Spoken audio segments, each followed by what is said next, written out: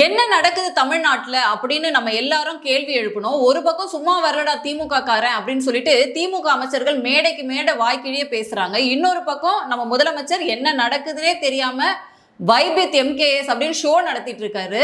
இன்னைக்கு சமூக வலைதளங்கள்ல ரெண்டு முக்கியமான காணொளிகள் வைரலா இருக்கு. ஒரு பக்கம் திமுக நிர்வாகியோடைய அழிச்சாட்டியும், இன்னொரு பக்கம் கஞ்சா போதையில இளைஞர்கள் செய்யக்கூடிய அட்டுழியும். இது ரெண்டுமே பாத்தீங்கன்னா பார்க்கறதுக்கே ரொம்ப பதப்பதைப்பா இருக்கு. இதை பத்தி தான் இந்த காணொலியில பார்க்க போறோம். வணக்கம், நான் லோகேஸ்வரி.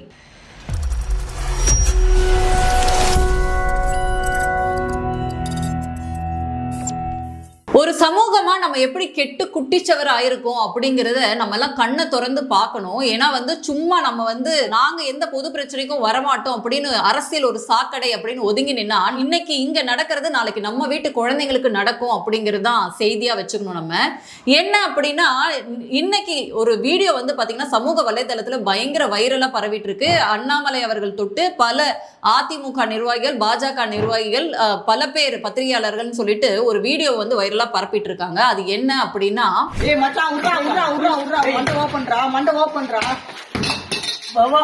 மகாராஷ்டிராவை சேர்ந்த ஒரு நார்த் இந்தியன், இந்த பையன் பேர் சூரஜ்.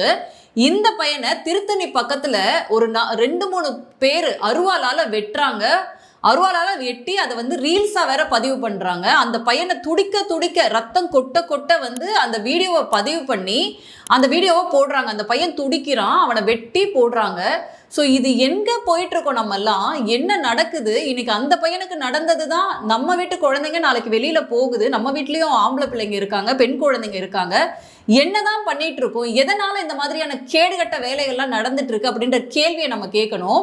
முழுக்க முழுக்க கஞ்சா போதை, குடி, இதெல்லாம் தான் இன்னைக்கு இருக்கக்கூடிய இளைஞர்களை தவறான வழியில வழிநடத்தி செல்லுது. ஒரு பக்கம் இந்தியா பாத்தீங்கன்னா பெரிய லெவல்ல டெவலப் ஆயிட்டு இருக்கு. இங்க நிறைய நல்ல படிக்கக்கூடிய குழந்தைகள், தேடி தேடி படிக்கக்கூடிய குழந்தைகள் ஒரு பக்கம் இருக்காங்க. ஆனா மெஜாரிட்டி ஆஃப் போர்ஷன் இந்த மாதிரியான அடிக்ஷன், கஞ்சாவோட புழக்கம் அப்படிங்கிறது கடந்த ஆட்சியில பாத்தீங்கன்னா ரொம்ப அதிகமாயிடுச்சு அப்படின்னு சொல்லலாம். ஏன்னா கஞ்சா சப்ளையரையே கூடயே வச்சு ஆட்சி நடத்தக்கூடிய ஒரு கேடுகட்ட ஆட்சியை தான் திமுக கொடுத்துட்டு இருக்கு அப்படிங்கிறத நம்ம சொல்லணும். ஏன்னா இன்னைக்கு சரளமா கிராம பகுதிகளில் இருந்து சிட்டி வரைக்கும் பாத்தீங்கன்னா ரூரல் அர்பன் பாகுபாடே இல்லாம எல்லா இடத்துலயும் மலிவான விலையில சரளமா கஞ்சா கிடைக்குது.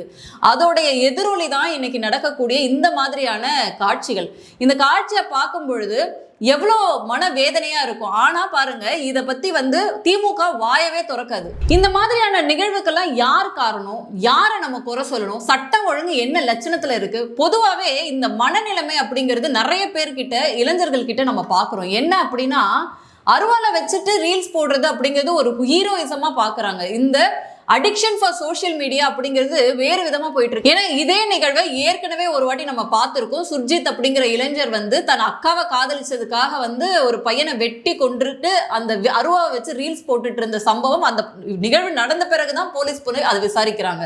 ஸோ அந்த அளவுக்கு சமூகம் சீர்கெட்டு போயிருக்கு. அருவா வச்சிருக்கவெல்லாம் ஹீரோ, கலாட்டா பண்றவன் ஹீரோ, பைக்ல சுத்துறவன் ஹீரோ, காரை வச்சு கலாட்டா பண்றவன் ஹீரோ அப்படிங்கிற ஒரு மைண்ட் செட்டுக்கு இந்த சமூகம் தள்ளப்படுதா? இந்த கஞ்சானாலையும் குடியினாலையும் அவங்களுடைய நிலை தடுமாறி என்ன பண்றோன்னே தெரியாம இளைஞர்கள் தவறான வழியில போறாங்களா அப்படிங்கிற கேள்வியை நம்ம எழுப்பணும். இது பெரிய அபாயம் சொசைட்டிக்கே அப்படின்னு பார்த்தோம்னா. ஏன்னா இந்த ஜெனரேஷன் முடிஞ்சு அடுத்த ஜெனரேஷன் வரும்பொழுது இங்க என்ன மாதிரியான ஒரு தாக்கத்தை இவங்க ஏற்படுத்துவாங்க? அப்ப ஆட்சியாளர்கள் என்ன பண்ணிட்டு இருக்காங்க அப்படின்ற கேள்வியை கேட்கணும் இல்லையா? அப்ப இதெல்லாம் சரளமா கிடைக்க, ஏன்னா நீங்க பார்த்து பாட்டிலுக்கு மேல 10 ரூபாய் வைக்கிறது, பாட்டிலுக்கு மேல 20 ரூபாய் வைக்கிறது, நீங்க பாட்டில திருப்பி கொடுத்தா நாங்க 10 ரூபாய் திருப்பி கொடுப்போம்னு சட்டம் போடுறது, இதெல்லாம் தான் பாத்தீங்கன்னா இன்னைக்கு சீரழியறதுக்கான முக்கியமான காரணமா இருக்கு. ஏன் இதுக்கு முன்னாடி ஆட்சியாளர்கள் பண்ணலையா அப்படின்னு நம்ம கேள்வி கேட்டா அதோட ரேஷியோ என்னவா இருக்கு அப்படின்னு நம்ம பார்க்கணும். ஒரு சமூகத்துல இங்கொன்னும் அங்கொன்னும் பிரச்சனை நடந்தா பரவாயில்ல, ஆனா இங்க எப்ப பார்த்தாலும் இதே பிரச்சனை, ஒரு நாளைக்கு 1000 பிரச்சனை நடக்குது. இது மட்டும் தானா அப்படின்னு பார்த்தோம் அப்படின்னா இந்த மிருகத்தனமான செயல் இருக்கு இல்லையா, இது வன்மையாக கண்டிக்கணும். இந்த மாதிரியான செயல் இதுக்கு கடுமையான தண்டனைகள் வழங்கப்படணும். இவங்களை அந்த ஏஜ் பாருங்க, அவங்களுக்கு அதிகபட்சம் பாத்தீங்கன்னா ஒரு 22-23 வயசு பிள்ளைங்களா தான் இருக்கும். அவங்க அவ்வளோ யங்கா இருக்காங்க. இவங்க இந்த அருவாலை வச்சு அந்த பையனை வெட்ட வேண்டிய தேவை என்ன வந்துச்சு? இங்க நார்த் சவுத்துன்ற பாகுபாடு, அதுக்கப்புறம் வட இந்தியர்கள் இங்க வந்துட்டாங்கன்ற வெறுப்பு அரசியலை கையில எடுக்கக்கூடிய திமுக மாதிரியான கட்சிகள் தான் வந்து இதுக்கு முழுக்க முழுக்க காரணம். ஒரு சகோதரத்துவமே இல்லாம எல்லாத்துக்கும் பாகுபாடு, மொழி பிரச்சனையில இருந்து இனவெறிய எல்லா வெறியும் தூண்டி விட்டு அவனை அடிச்சுட்டு சாக விடுற நிலைமையில தான் இன்னைக்கு ஆட்சி நடக்குது அப்படிங்கிறத நம்ம சொல்லிக்கணும். இதோட சேர்த்து நேற்றைக்கு இன்னொரு வீடியோவும் பயங்கர ஃபேமஸ். என்ன அப்படின்னா, அது திமுக நிர்வாகி தான். நான் அடுத்து வந்து மேடையிலேயே ஸ்டாலின் அவர்கள் பேசினாலும் பேச, நம்மவர்களே இப்படி பண்ணால் எப்படி, என்னுடைய தூக்கத்தை கலைத்தால் எப்படி அப்படின்னு பேசினாலும் பேசுவாரு. என்னன்னா, ஒருத்தன் தெரியாம வண்டியை வந்து தட்டிட்டாப்ல, அவனை போட்டு அந்த அடி அடிக்கிறாங்க. நிர்வாகி வந்து திமுகவோட முக்கியமான நிர்வாகி வந்து அவனை அந்த பேச்சு பேசுறாங்க. அந்த காது கொடுத்தே கேட்க முடியல, அவ்வளவு கெட்ட வார்த்தைகள்.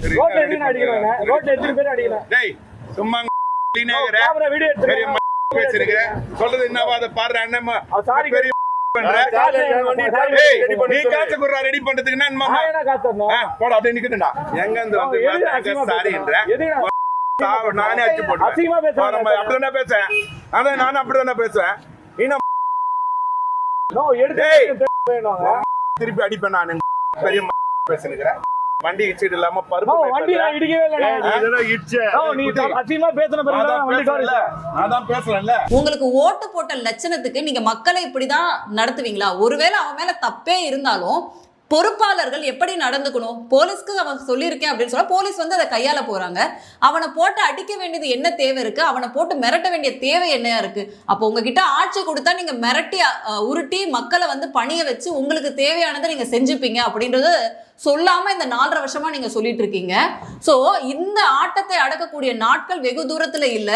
ஏற்கனவே வந்து பாஜக தலைவர்களோ இல்ல அதிமுக தலைவரோ சொல்ற மாதிரி 3 அமாவாசை தான் இருக்கு, இன்னும் 100 நாள் தான் இருக்கு நீங்க வீட்டுக்கு போறதுக்கு அப்படின்னு மக்கள் ஆல்ரெடி பேச ஆரம்பிச்சிட்டாங்க. மீண்டும் வேறொரு காணொளியில சந்திக்கிறேன். நன்றி, வணக்கம்.